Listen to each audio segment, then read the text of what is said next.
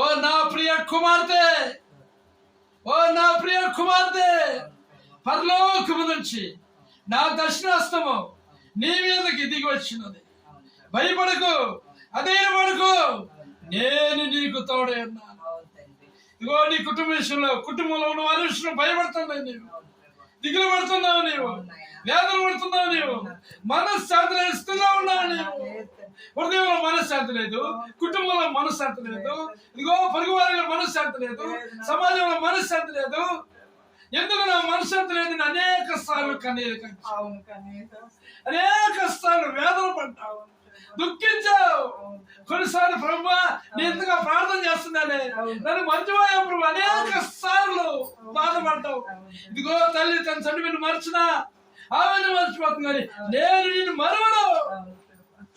నా అరచేతులు చెప్పి నేనే మాట్లాడుతున్నాను, ధైర్యంగా ఉండు. నేను నిన్ను ఆశ్రయించబోతున్నాను, నేను నిన్ను బాగు చేయబోతున్నాను, బాగు చేసి నా సాక్షి నిలబెట్టుకోబోతున్నాను. ఇదే పరిశుద్ధాత్మ వాక్కు